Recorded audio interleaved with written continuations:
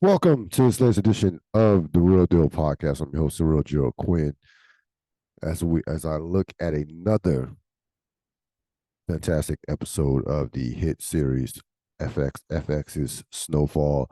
This, of course, is episode 7, Charnel House. Charnel House, of course, is a place associated with death, and that was I have themes as guilt, but guilt being the main theme. But this episode was centered around death, and of course, the death of one Jerome Saint coming off what transpired last episode with he and Kane killing each other, and he of course sacrificing himself in essence for Louis.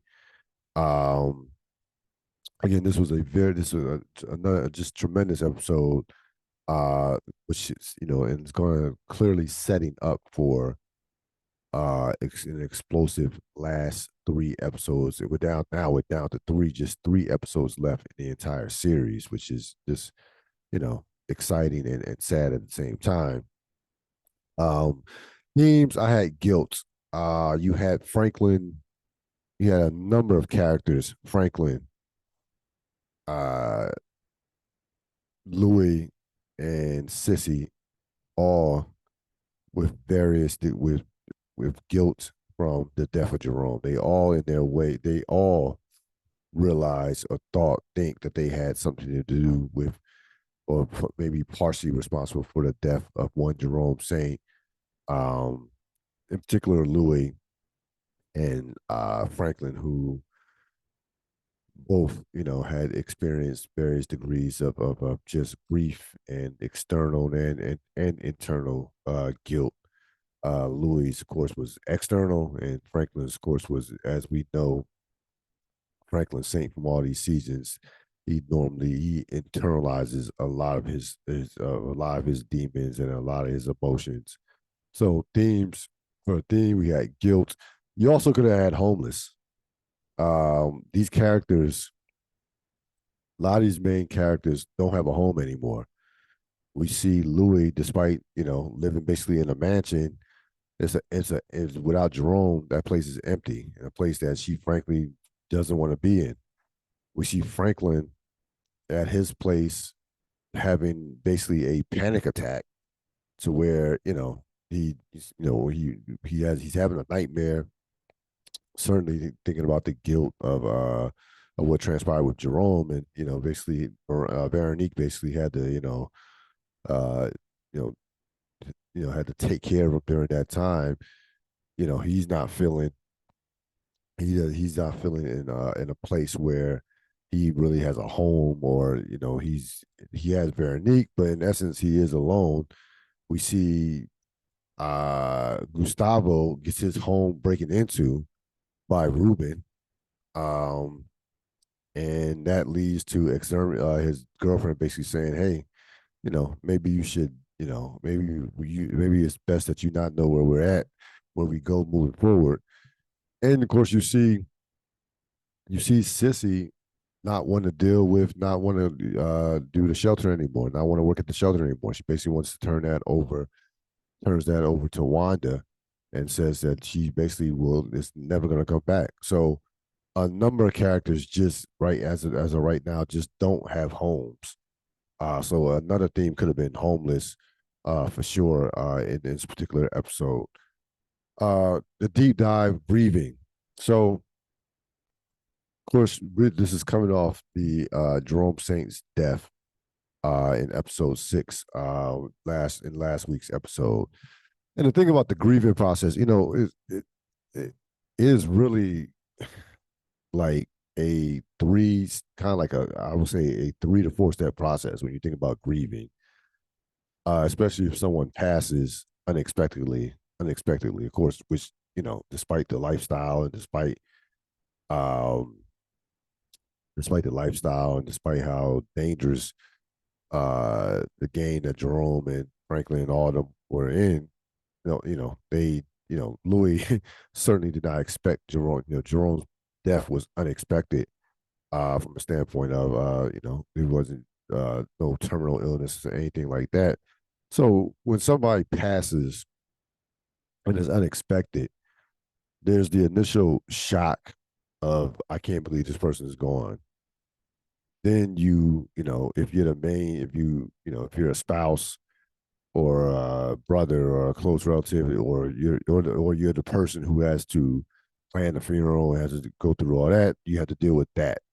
You see Louis not even be able to see the body right after, basically after Jerome has been shot. Franklin takes care of the arrangements with the funeral home, and Louis can't even stay with them. So she's dealing with, so she had to deal with that. Then the being alone, especially if you're a spouse, the part of loneliness, and then this is all before the actual funeral.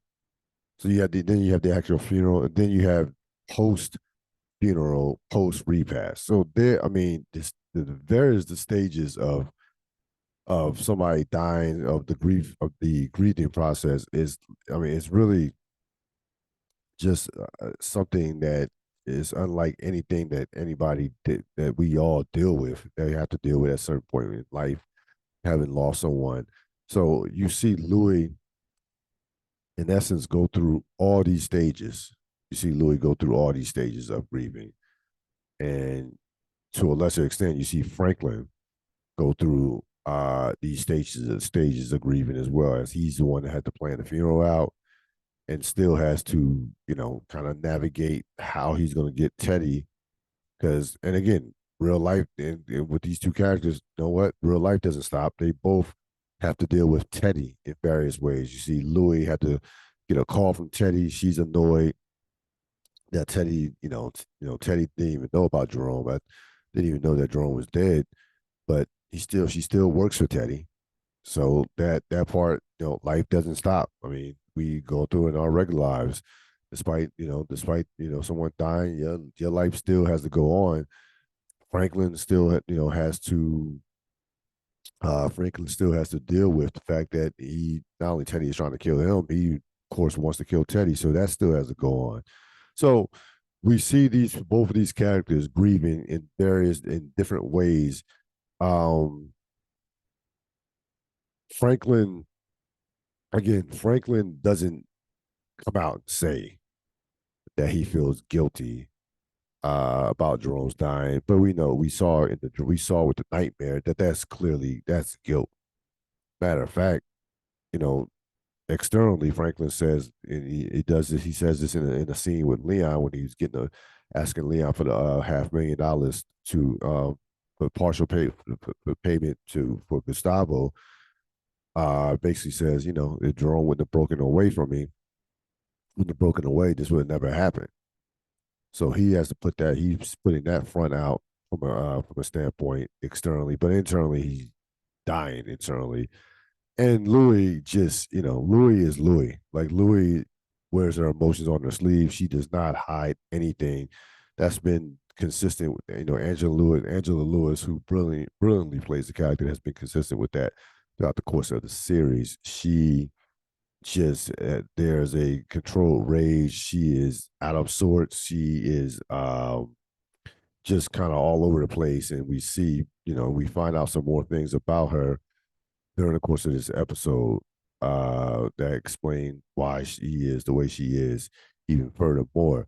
So both of these characters were grieving during this episode in various ways, um, and they both, you know, Jerome, obviously we missed the character of Jerome because Jerome's character was kind of like the balance, the heartbeat of the show. Jerome's character was kind of kept everything in line, kind of kept everybody, in place. He was kind of like the glue of the Saint family. In essence, kind of like the glue of the Saint family, the glue of, yeah, I could make a case being the glue of the show, to be honest with you, without being the star, without being the main star, which, of course, is Damson Idris. But Jerome kept everything together. And with the death of Jerome is in essence the death of the Saint family officially.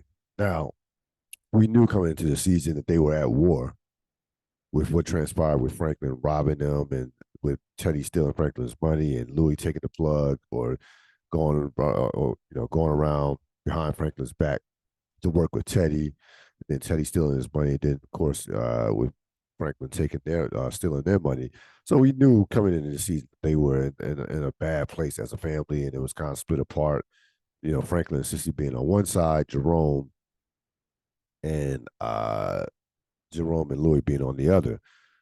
But when Jerome gets killed, like that officially, like they are the same family is in pure like there's no coming back. Like there's zero chance of any reconciliation, any like the same family in essence died with Jerome, to be honest with you. And at this point it's every person for themselves. Like, Sissy's trying to find peace.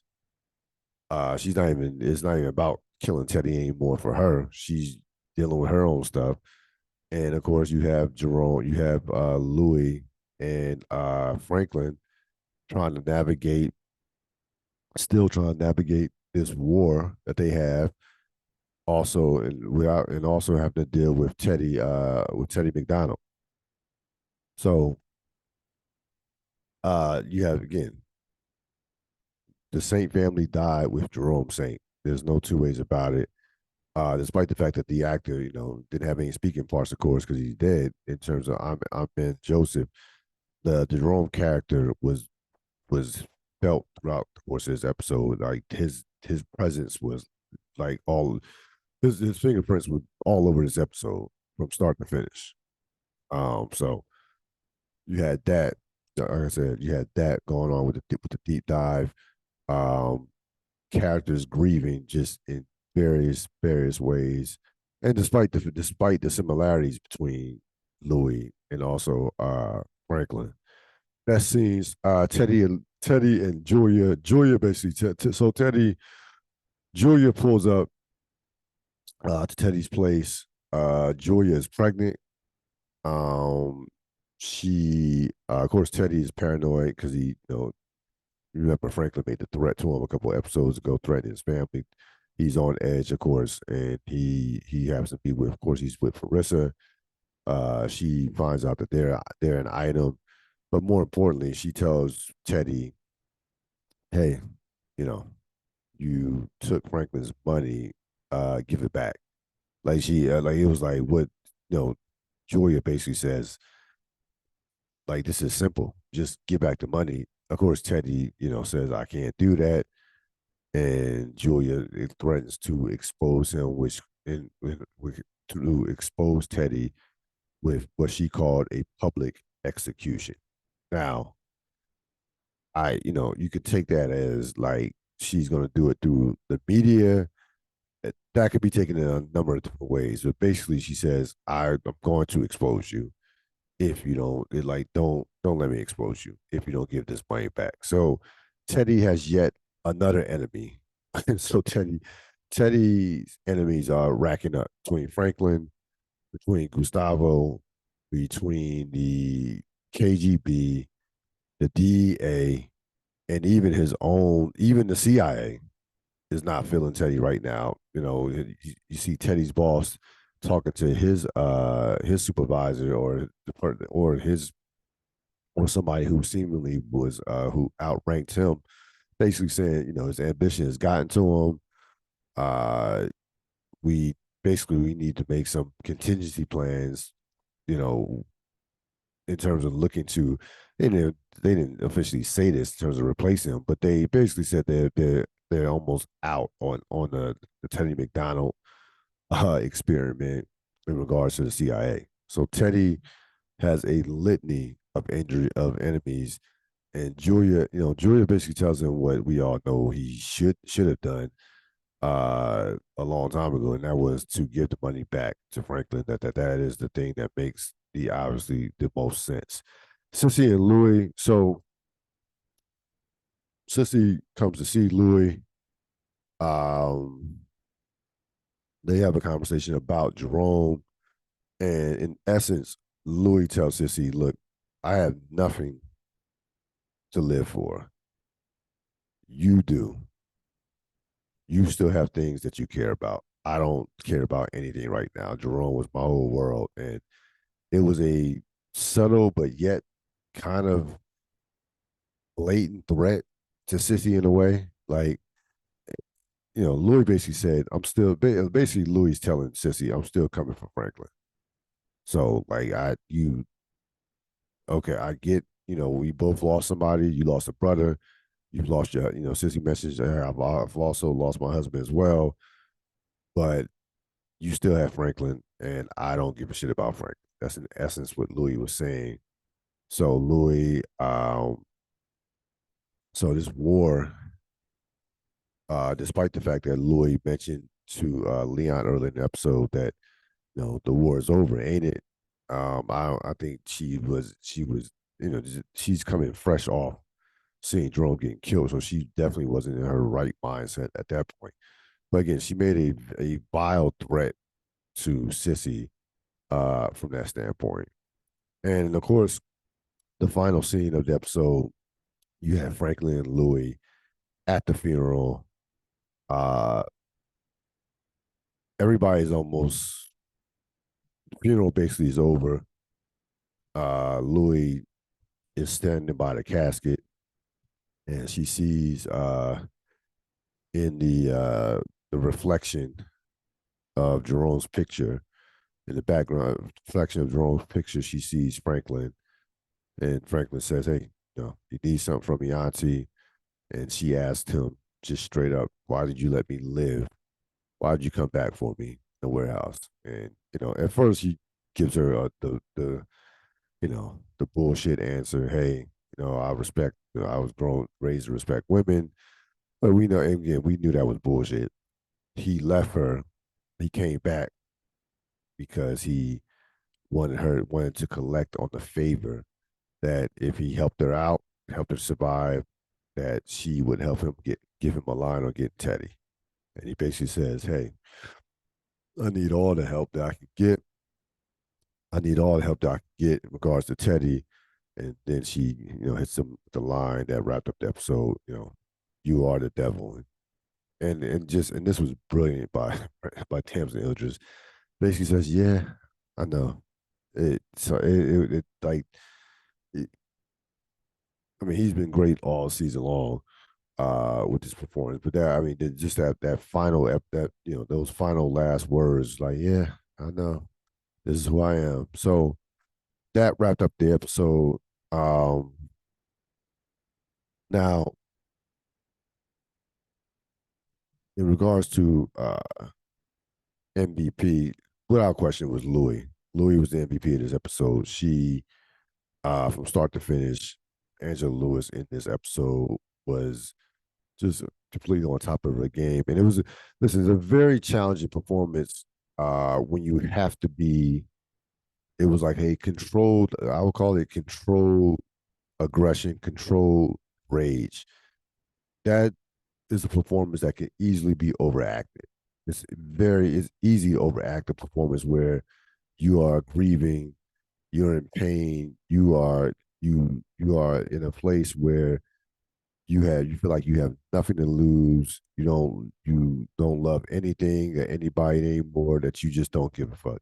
Very easy to kind of overact and just to do extra shit as an actor. She was measured, calculated, um, in terms of her just intensity, in terms of just the the pain, and great job by the makeup people as well. Still had those fresh scars from what Kane and his crew did to her. And again, we got to find out more about the Louis character when her friend comes up. Of course, those are they were in business with her and Jerome from, I think, from Tennessee. Her friend comes up, and they discuss some of the things, some of the just terrible things that were done to them when they were younger, sexually, physically, emotionally. And Louis has been carrying these scars forever and continues to carry them, and really has never got past them, per se, in terms of the trauma that she had to deal with when she was younger. Um, so Angela Lewis again. Angela Lewis in this episode was phenomenal.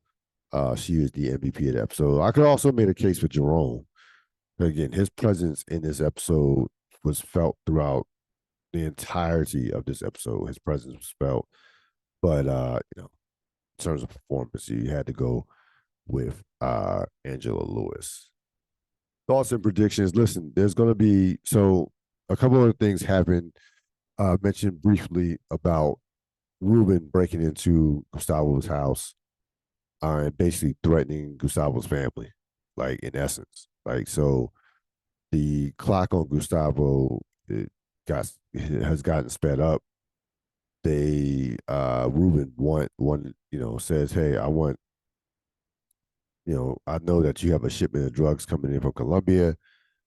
You need to make it sure that Teddy's there so that he can be arrested. And we'll get your family out. We will move your family, so on and so on. But now, more heat has been put on Gustavo. You see Teddy put the heat, more heat on. You saw a scene where Teddy met up with Louis, and he basically says, "I need Franklin." He tells her that he killed her father. Franklin killed his father, and she of course tells him that Franklin, that Jerome died, got shot, got killed as well, and that she will take care of it after the funeral. After the funeral is over. So, and Franklin, of course, wants Teddy wants her to give up Teddy to him. So Louis in an interesting spot here where, she has two people who want each other dead, and she is probably the key to all of it. Look, I think when it comes down to next episode, we're gonna get a big shootout. Um, I saw the previews of next episode. We'll get a big shootout, and you will have. I think Gustavo's done next episode. I think Gustavo's gonna. I think they're gonna. I think his character. I think he's gonna get killed next episode. I can see a situation where Ruben gets killed next episode, and where we make it seem like where Franklin makes it seem that Teddy set him up through excuse me through um through Louis. And again, Franklin is one step ahead of Teddy. So Franklin basically says to they have a conversation with Gustavo, says that basically we have to make it look like um, you know, have to make it look like he set me up and what have you. Franklin's basically gonna stage his own somewhat kidnapping, so to speak, and use Louis to do it. That's what it seems like is going to happen. Making it seem like Teddy's caught up to him, almost handed himself over to Teddy to give Teddy a false sense of confidence. So to lure Teddy, to get to Teddy. So he's already he's even through what's transpired with Jerome, even through all the grieving and things of that nature, Franklin still is a step ahead of Teddy from that standpoint. Like Teddy will not see that plan coming at all. Um, so again, but I don't see Teddy dying as a particular on next episode. I think Gustavo's done. I think Ruben, I can see him dying in the shooter. Ruben get killed in the shootout. The KGB do. And I think what's going to happen is you'll see, next week is episode 8. I think you'll have 2 showdowns left, right? After next week. So I think episode 9, you can see a Teddy Franklin showdown, and then a series finale, a Louis Franklin showdown. That's my predictions for not only next episode, but for even for the season, as far as how they will carry out those characters' fate. As far as Leon and Wanda of course moves out the projects. She's going to probably take over the shelter, Alton's old shelter from Sissy. Um, and Leon's all in at this point. Leon's cleaning guns. Leon is not going back. So I'd be very curious to see what they're going to do with Leon's character. I mean, Leon could survive. Like I thought that I made a prediction that I thought Leon would be done, but it's not out the realm of possibility that Leon could survive. Like I think Gustavo's going. I think Teddy's going. I think both Louis and Franklin will be going. But maybe Leon survives it. I don't. I think they're gonna keep Wanda around. They're already talking about having a spinoff with her with the character with Gail Bean who plays Wanda being a part of that. So she's probably gonna survive. I would say survive the series, but um, she mentioned you know what, she's not Leon's not gonna survive because they had a conversation at the funeral where she says, I don't want the same thing to happen to I don't want this, that could be you in that basically that could be you in that casket. So that to me will be that was foreshadowing. I think that's foreshadowing Leon probably dying more than likely. So I just thought about that scene at the funeral with Wanda and Leon. Leon probably not going to survive. If I had to bet on it, probably not going to make it. So again, amazingly, just 3 episodes left in this show. Again, this was again another great. This episode again coming off the Jerome fallout went you know exactly how you thought it would go, with a lot of characters dealing with a number of internal issues in terms of where they're at with the grieving process, and also where they're at with this war, with this family war.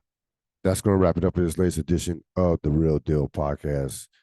Again, check out my interview with Jen, with life coach Jen Joe.